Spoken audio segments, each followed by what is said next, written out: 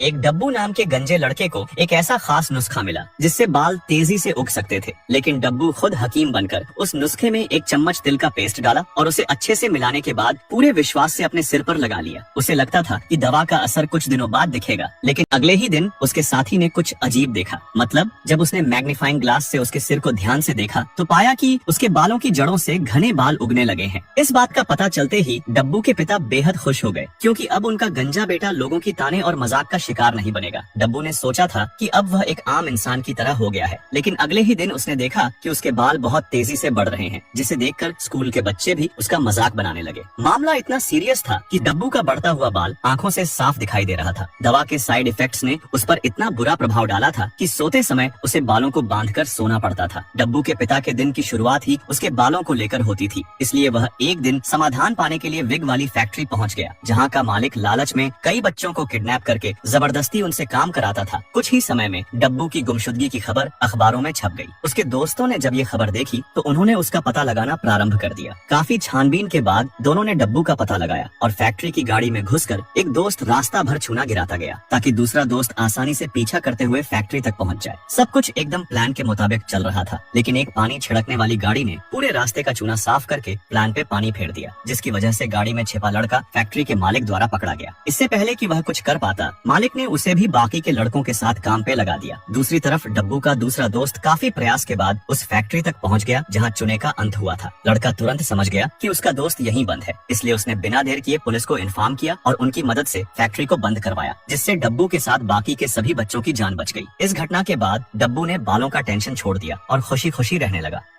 केसी नाम की एक लड़की, जिसकी माँ बचपन में ही मर चुकी थी, केसी को जब भी उसकी माँ की याद आती थी वह दौड़ते हुए तुरंत उसके कब्र के पास चली जाती थी। केसी का एक बॉयफ्रेंड भी था, जिसका कई लड़कियों के साथ चक्कर चलता रहता था। एक दिन केसी को एक अजीब सा बात करने वाला एआई फोन मिला, जिसे वह मामूली समझकर अपने पास रख लेती है। लेकिन जैसे जैसे कुछ दिन बीत जाते हैं, केसी समझ जाती है कि यह कोई नॉर्मल फोन नहीं है, क्योंकि वह जो भी बोलती थी फोन उसका जवाब चुटकियों में दे देता था। यहाँ तक कि वह किसी का बायोडाटा भी फट से निकाल देता था। काफी लंबे समय तक साथ रहने के बाद एआई फोन केसी को उसकी माँ की तरह ट्रीट करने लगा था। वह हमेशा केसी को हर उस चीज से दूर रखता था जो उसके लिए नुकसानदायक थी। इसलिए एक दिन जब केसी अपने बॉयफ्रेंड लियम को फोन लगाकर उससे बात करने की कोशिश करती है, तब ये बंदा किसी दूसरी लड़की से चैट करने के चक्कर में केसी को इग्नोर कर देता है। इस बात का भनक लगते ही एआई फोन तुरंत लियम का डेटा सर्च करता है और केसी को बताता है कि लियम तुम्हारे लायक नहीं है। यहाँ तक कि उसने उस लड़की का भी डेटा निकाल दिया जो लियम से बात कर रही थी। दरअसल उस लड़की का नाम सारा था और वह केसी की बेस्ट फ्रेंड थी। दोनों की गंदी हरकतें देखकर